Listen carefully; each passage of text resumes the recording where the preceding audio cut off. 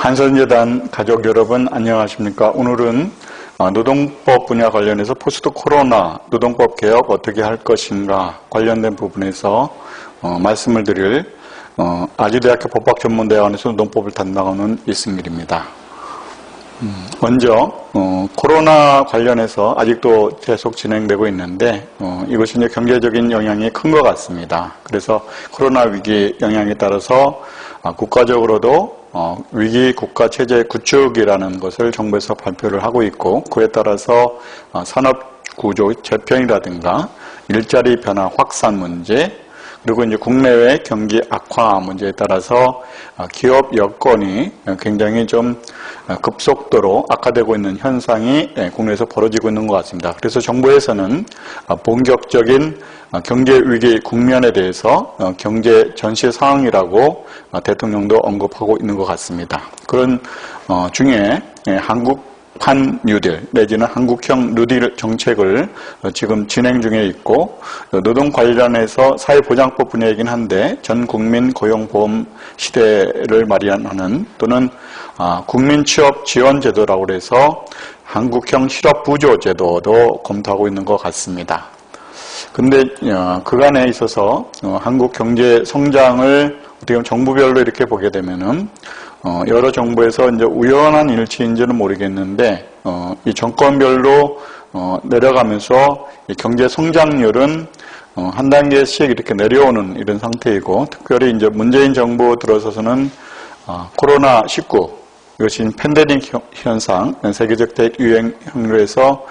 단기적인 충격뿐만 아니고 경제가 복합적인 위기의 영상에서 국내 경제 성장률도 요즘에 이제 전망치로 보면은 금년 2020년도 마이너스 2% 정도 이렇게 얘기를 하고 있는 것 같습니다. 그에 따라서 당연히 고용 일자리 문제에도 어려운 그런 상황에 있는 것 같습니다. 그러면 이제 문재인 정부가 들어서 노동정책 관련돼서 고용과 관련해서 간단히 말씀을 드리면은 주된 정책이 급진적인 소득주도 성장을 통해서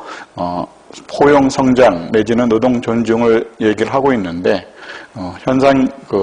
실무에서 이렇게 보게 되면은 기업 현장에서 보게 되면은 반기업 정책 내지는 친노조 정책 이런 부분들이 기업의 투자 여건을 좀 어렵게 하는 이런 부분들이 있고요. 큰 그 틀로 노동법 개정을 보면은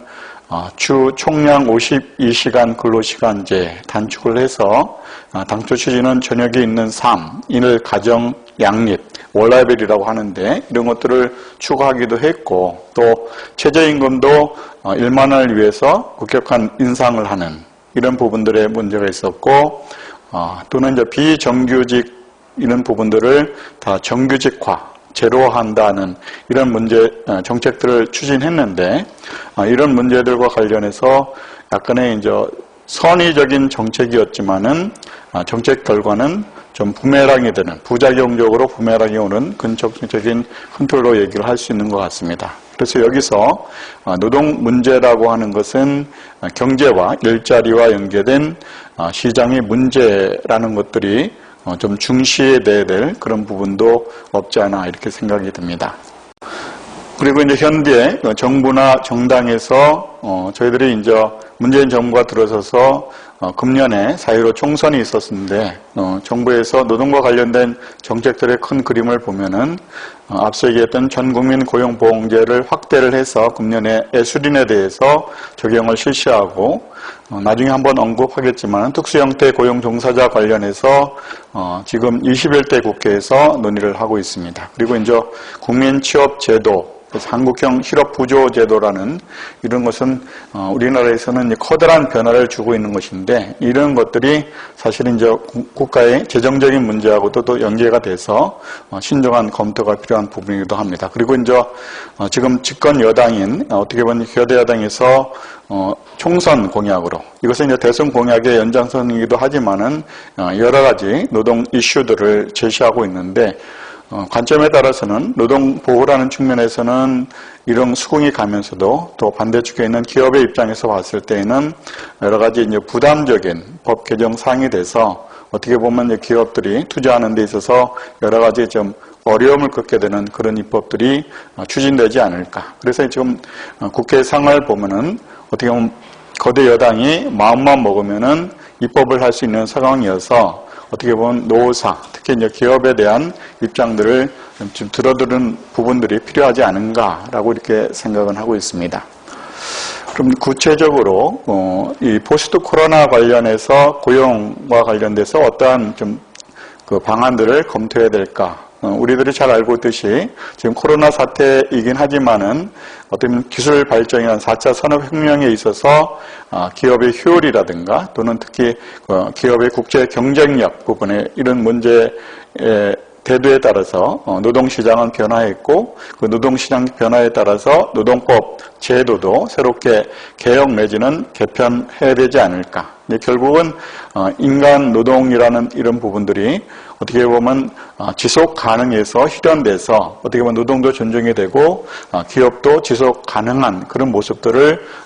이 노동 분야에서 어떻게 구현할 것인가라는 것들이 큰 우리가 어떻게 보면 아젠다라 과제다라고 이렇게 말씀을 드릴 수 있고요. 이 고용 문제를 얘기를 하면서 하나 우리가 간과해서는 안 될 것이 산업 정책적인 차원에서의 산업 정책이 미래 방향을 제시함에 따라서 산업 구조의 변화에 맞추어서 이 노동의 문제, 고용의 문제들도 같이 대응해야 될 그런 부분들이 있고요. 그에 따라서 4차 산업혁명, 기술 발전, 산업 정책이라는 측면에서 일하는 방식에 대한 변화를 구체적으로 어떻게 대응해 마련할 것인데 이 전체적인 그 패러다임이랄까 이런 모습들은 다양한 차원에서 또 다정한 차원에서 검토가 돼야 될 큰 과제다라고 이렇게 문제제기를 좀 할 수 있을 것 같습니다. 그러면 이제 구체적으로 여러 가지 이제 노동 문제들이 있는데 오늘 말씀을 드릴 것은 노동법에 있어서의 노사 간에 있어서의 집단법에 관련된 부분의 현황을 좀 말씀을 드리고 그 다음에 이제 뒷부분에서는 개별법 부분에 관련돼서의 우리가 향후 어떤 고용과 관련된 법 개정 사항들이 어떤 것이 있는가라는 것을 보고하는 것으로 하겠습니다. 지금 국회에서 20대 국회, 21대 국회에서 연속적으로 ILO 혁신 협약 비준이라는 것을 정부에서 내세우면서 또 여당에서 내세우면서 그 핵심 협약 8개 중에서 아직 비준하지 못한 4개 협약이 있는데 그중에 가능한 3개의 협약을 제시하고 있습니다. 그래서 그 내용은 87호, 98호로 대표되는 결사의 자유와 단결권 보호, 또 단결권과 단체 교섭권 협약에 대한 비준과 협약 29호에 있는 강제 근로와 관련된 부분이어서 그런 내용들이 지금 논의가 되고 있습니다. 그런데 이제 이런 논의들이 경제사회노동위원회에서 어떤 사회적 대화를 통해서 얘기는 됐지만은 어떻게 보면 노사정이 의견의 합치를 보지 못하고 공익안이 제출되는 그런 법안으로서 되고 있는데요. 이 자료 하단에 지금 있는 사회적 대화의 전제 요건 이런 부분들도 사회적 대화인데서 여러 가지 우리가 검토될 그런 내용이 있는데 어떻게 보면 국가별 정부나 노사의 조직적 권력 자원이라든가 노사 관계 또는 문화적 신뢰 관계, 파트너십이라고 할까요? 그다음에 노동시장과 산업 정책에 대한 국가의 개입 방법, 또 정치 시스템 등 사회 공간적 형성 양상 이런 것들이 사실은 유럽이나 미국, 영국, 일본 그리고 이제 한국과에 있어서 이 공통점도 물론 있지만은 상이점들도 많습니다. 그래서 사회적 대화를 이끌어 나가는 여러 가지 과정들에 대한 그 산물들도 어떻게 입법화할 것인가라는 것은 좀 더 신중해야 돼서 논의가 돼야 되는데 저희 나라는 어떻게 보면 목표를 설정해 놓고 거기에 합의에 적용하는 이런 부분들로 입법이 좀 졸속적으로 이렇게 추진되는 부분들이 많은 입법에서 좀 아쉬움이 있다라고 이렇게 말씀을 드릴 수 있습니다. 그리고 이제 아이로 협상과 관련해서 구체적으로 비준이 되면은 그와 관련된 노동관계법, 집단법들이 개정이 되는데 노동계와 경영계 입장들은 서로 이제 그 방향성이 좀 지향점이 좀 다른 부분들이 있습니다. 그래서 노동계는 당초에 많은 그 우여곡절이 있었던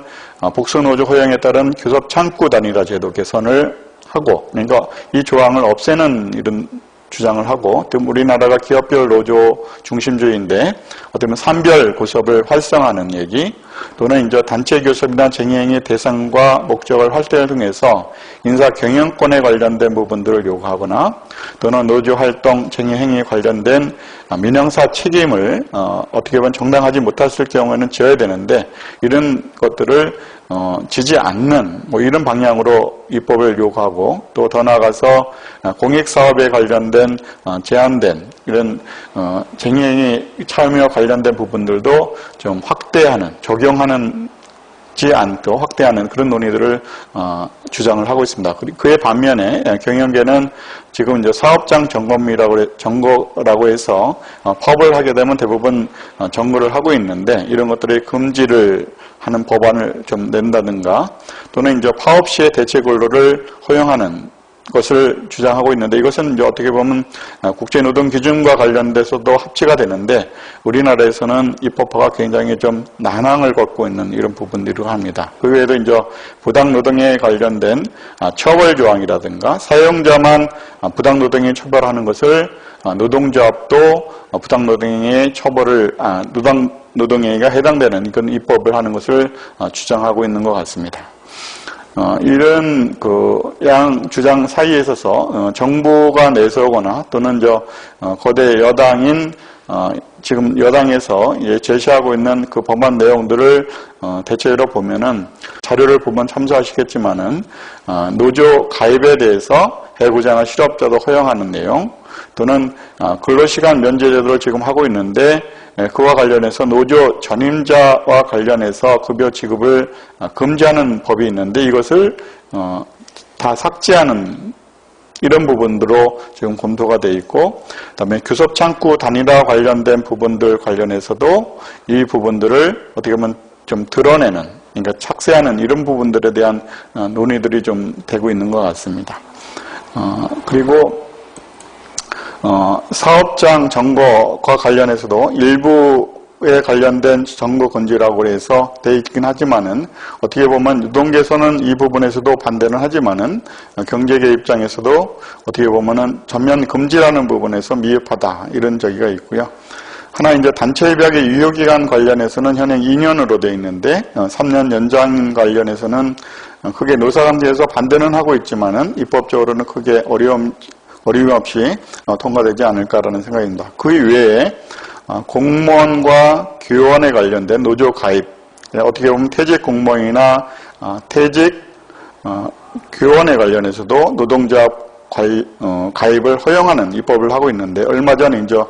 전국 교원노조 관련된 대법원 전원 합의체 판결에서 법의 노조에 대한 본질적인 논의를 하지 않고 설립신고 제도라는 것들이 시행령에 있는 것을 이유로 해서 그것이 어떻게 보면 유임위법에 반한다라는 그런 부분으로서 어떻게 보면 정교조를 설립 관련해서 시정명령을 한 것을 합법화한 그런 조치를 하고 있는데요. 입법적으로 이것을 또 정부가 어떻게 보면 시정명령한 주체가 다시 입법을 허용하는 입법을 낸 이런 좀 어떻게 보면 아이러니한 입법상에서의 과정도 있는 것 같습니다. 그리고 이제 그 퇴직 공무원 외에도 이제 지방 이제 중앙 공무원이 되던 소방 공무원에 관련해서도 노조가 가입이 허용되는 이런 내용들도 있고요. 그다음에 이제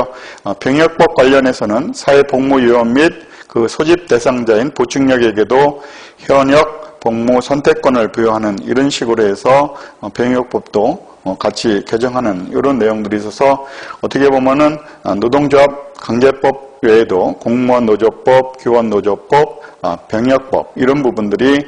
지금 이제 어떻게 보면 21대 국회에 논의가 되고 있습니다. 그래서 이 말씀을 좀 약간 드린 이유는 우리가 포스트 코로나 얘기를 하면서도 경기가 어렵다라고 하면은 이 집단관계법 관련해서는 시기적으로 이런 논의를 하는 것이 적절한가라는 부분들, 이런 관련해서는 결국 기업이 기업 활동할 때서 여러 가지 규제적인 내용들이 들어갈 수밖에 없기 때문에 여러 가지 좀 더 어려운 이런 상황에 놓여지게 되지 않을까라는 생각도 듭니다. 그리고 이제 이런 정책과 관련해서 사실은 이제 여러 가지 말씀을 드릴 수 있는데, 어떻게 보면 향후 4차 산업혁명과 포스트 코로나 이후에 있어서의 미래지향적인 선진국형 노사관계 구축을 한다는 이런 것에 대해서는 대체로 우리가 동의는 할 수 있지만은, 이것을 가기 위해서 국내에서 그런 기본적인 준비가 되어 있는가라고 하는 부분에서 학자에 따라서 견해는 좀 다를 수도 있지만은, 노사정의 준비와 책임이 전제를 해서 지금 이제 아일러 핵심 협약 비준에 따른 노동관계법 개정 내용에서도 노동 상권 중 단결권, 단체 교섭권, 단체 행동권이 있는데, 단결권 중심과 관련된 부분만 개정을 하는, 그래서 오히려 이제 향후 이런 개정하는 과정들이 이렇게 쉽지 않다라고 그러면은 노사정의 준비가 좀 철저히 해서 충분한 대화를 통해서 노동법 전체에 대한 내용에 대해서 쟁점을 치밀하게 분석하고 정리해서 미래지향적인 선진국형 노사관계 구축을 위한 입법을 하는 것이 좀 필요하지 않은가, 그런 생각이 들고요. 향후 이제 이런 부분들이 더 나아가서는 국민적인 합의 절차도 이룰 수 있다라고 그러면은 이 노동 관계로 인한 여러 가지 노사 갈등들이 여태까지 전투적이고 호전적인 노사 관계가 아닌 어떻게 보면 성숙한 또 협력적인 노사 관계를 우리가 마련하는데 또 기틀을 할 수도 있지 않을까. 그래서 입법에 있어서 좀 더 논의 시기에 관련해서 좀 더 적절한 시간을 갖고 이런 논의를 했으면 좋겠다는 생각이 듭니다. 그리고 이제 이 앞서 얘기했던 경제 고용 환경 변화에 따라서 여러 가지 얘기를 할 수 있는데, 사실은 이제 그 내용들 관련해서 개인적으로는 여러 가지 이제 논의 외에도 근로자 종업원 대표제도라는 것들이 굉장히 노동법상에서 지금 혼란스럽게 되어 있는 부분들을 정비하는 문제이나, 또 더 나아가서 기업의 사회적 책임 외에도 노동조합의 사회적 책임과 관련된 이런 논의들도 같이 검토를 하면 좀 어떨까 하는 그런 생각을 갖고 있습니다. 그러면 이제 오늘 이제 포스트 코로나 관련해서 사실은 이제 집단적 노동관계법도 중요하지만은 어떻게 보면 이제 고용이라는 일자리라는 문제에 관련해서의 노동 개혁과 관련된 것은 어떤 것을 좀 검토를 해야 될까라는 것을 간단히 말씀드리도록 하겠습니다. 먼저 실현 가능한 고용 시스템을 만들면 좋겠는데, 이것은 이제 요즘에 얘기하는 노동시장 유연화라는 이런 부분에서의 경제 개혁과 아울러서 같이 가야 될 부분이다 생각이 들고, 이것은 민간 주도의 활동력 제고와 효율성 지원을 통한 고용을 지원하는 이런 부분 이고요. 어떻게 보면은 노동시장 개혁이라든가 규제 개혁 등을 하는 것이 바람직하다. 두 번째로는 현안 과제 및 정책의 재편성이 필요한데, 이것은 고용 유지와 창출을 위한 필요한 부분인데요. 이 노동법에서 이제 개별적 부분에 관련해서 가장 중심축인 근로 시간과 임금 체계, 또 최저임금에 대한 비약적인 그 상승에 따른 그런 부분들의 최저임금 문제, 또 고용 형태의 문제에 따른 비정규직 관련돼서의 정규직화, 이것이 능사가 아니고 노동시장에서의 필요한 비정규직의 유연한 활용, 이런 것들도 좀 필요하다. 그리고 이제 이런 변화와 더불어서 사실은 저희들이 이제 선진국을 지향하는 차원에서 사회 안전망과 직업훈련 이와 관련해서 좀 더 첨단화된 이런 모습들로서의 개편도 물론 필요하다. 그래서 산재 예방이라든가 고용제도의 개편, 그 다음에 그에 따라서 직업 능력 개발 문제, 이런 것들도 어떻게 보면 밸런스를 유지하면서 검토할 필요는 있겠다. 그리고 다만 이제 노동규율의 이런 패러다임을 지향하는 데 있어서 좀 더 점진적이고 착실하게 대응할 필요는 있겠다 생각이 들고요. 그다음에 이제 저희들이 고령화 저출산 문제에 따라서 인구 감소 문제, 이런 것들도 염두에 두고, 또는 이제 중장년 고용 활성화에 대한 이런 문제들도 어떻게 하면은 정년 연장에 따라서 더불어서 같이 갈 수 있을까? 그래서 이제 어떻게 보면 생애 주기별 영약 융석 중심의 평생 직업 훈련 시스템의 구축 방안도 논의가 돼야 되겠고, 또 연금 제도와 정년 연장을 연기하는 이런 시스템 구축도 같이 염두에 둬야 되겠다라는 것을 말씀드리고 싶습니다. 그러면 구체적으로 개별적 근로관계법들인데, 사실 이제 시간 제약상 다 세세하게 말씀은 드릴 수 없지만은 개별적 근로관계법 내용에서의 검토될 내용들을 간략히 말씀을 드리겠습니다. 고용보험과 관련해서는 지금 논의가 되고 있기 때문에 전국민 고용보험제라든가 취업지원제도 관련된 논의에서 좀 더 시장에 맞는 입법이 됐으면 좋겠다. 그리고 기본소득 뭐 이런 논의들이 지금 어떻게 보면 논의가 좀 되고 있으면서 경우에 따라서는 향후에 이제 활성화될 이런 논의가 되어 있는데, 사실은 이제 국가 재정적인 문제 관련된 부분도 아주 밀접한 관계가 있습니다. 그런데 하여튼 간에 논의선상에서 노동시장 이중화에 따른 여러 가지 빈곤층의 문제들도 논의가 될 수밖에 없기 때문에 이런 논의가 좀 필요하다. 그리고 앞서 얘기했던 정년 연장이 저희들이 60세 의무화되어 있지만은 지금 이제 국민연금이 어떻게 보면 2033년에 65세로 이렇게 시작이 됩니다. 그래서 이에 맞추어서 정년 연장이 한 65세로 논의가 될 수가 있는데, 그에 따라서 연금 제도와 연계돼서 운영될 수 있는 이런 논의를 했을 때, 지난번 이제 정년 연장 60세에 따라서 임금 체계 개편을 손대지 못했는데, 그런 입법에 실수를 하지 않고 어떻게 보면은 이 정년 연장에 따라서 고령자에 관련된 취업 문제 이런 것들도 해결하면서 또 연금 제도와 연계되는 이런 것들도 우리가 관심을 가져야 되겠다라고 이렇게 말씀을 드릴 수 있고요. 그다음에 이제 근로시간 관련은 지금도 논의가 되고 있는데, 이것은 사실 이제 포스트 코로나, 지금 코로나 시대, 포스트 코로나, 지금 코로나 시대에 있어서도 논의가 되고 있는 부분들인데, 그것은 이제 기술 발전이라서 노동의 디지털화 등 이런 문제와 관련해서 일하는 방식, 근로자들의 일하는 방식이 변화할 수밖에 없는 그런 상황입니다. 그래서 국내에서는 요즘에 이제 재택근무 관련된 여러 가지 얘기를 하면서 워라밸 언급들도 하는데, 사실은 이제 근로시간과 관련된 부분들은 재택근무 문제 이것을 해결하고서는 끝나는 것이 아니고, 그 전에 이제 논의됐던 탄력적 근로시간제 관련해서 저희들이 3개월로 되어 있는 부분들을 1년으로 연장하는 부분들이라든가, 또는 선택적 근로시간제, 시차 출퇴근제 관련된 부분에서 정산 단위가 1개월로 되어 있는데, 이것을 이제 좀 유연하게 운영하기 위한 3개월로의 연장, 이런 문제들도 있고요. 그 외에도 총량 52시간제 규제라고 이렇게 얘기를 했는데, 저희는 연장 12시간으로 되어 있는데, 이것을 이제 월이나 연 단위 상한 변경으로 검토하는 것은 어떤가. 그래서 가까운 일본 같은 경우는 연 720시간에 대한 상한 제한만 두고 1월 주 이런 거에 대한 것은 좀 유연하게 운영하는 그런 제도를 두고 있습니다. 그리고 이제 우리가 이제 상한 이거에 따라서 근무간 인터벌 제도라고 해서 일일 최소 연속 휴식 시간제 같은 것들도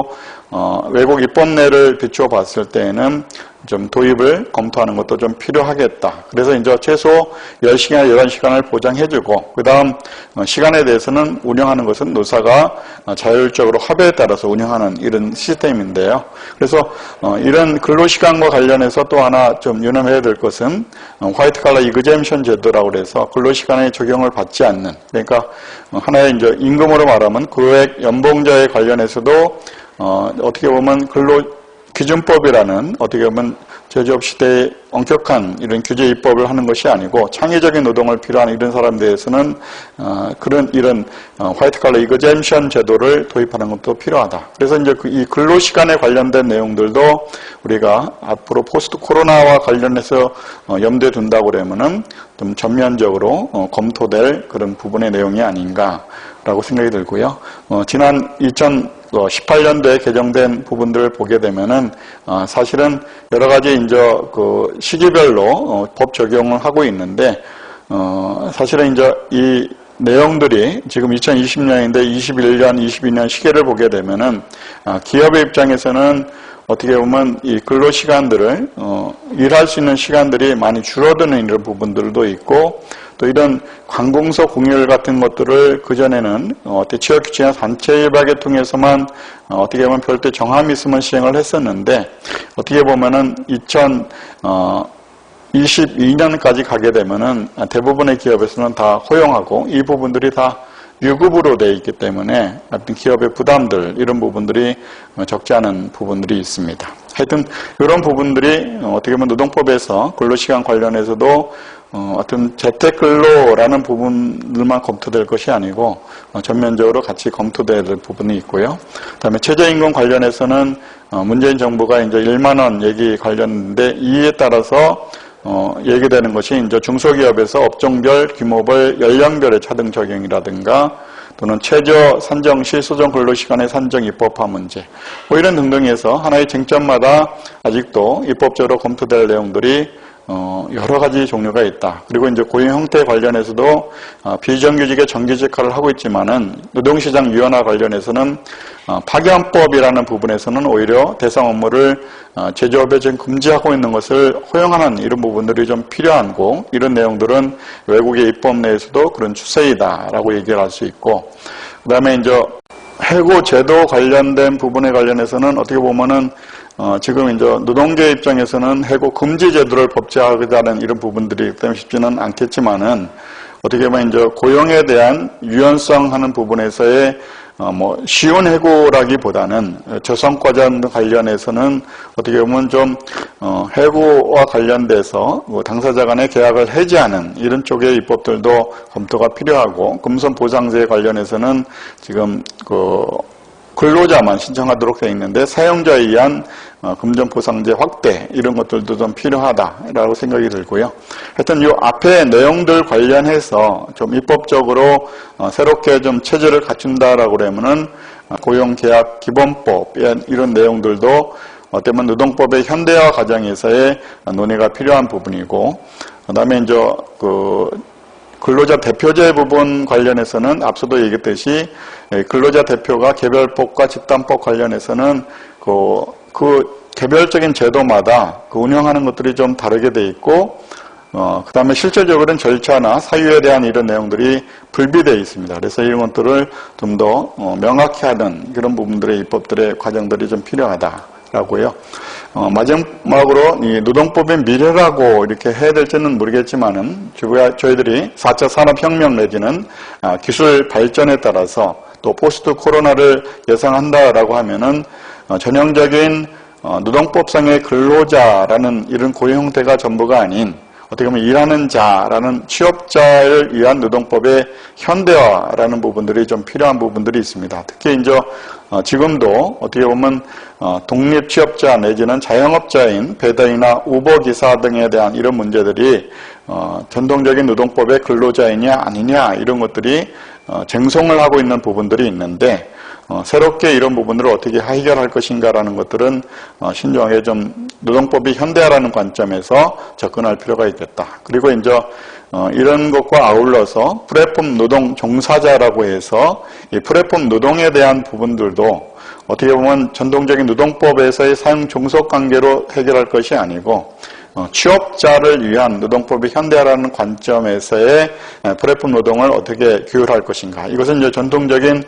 사용자와 근로자의 관계가 아닌 어떻게 보면 3자 관계인 취업자 내지는 공급자에 대한 이런 부분들의 문제가 있어서 좀 더 검토를 하기 위해서 분석이 좀 필요하고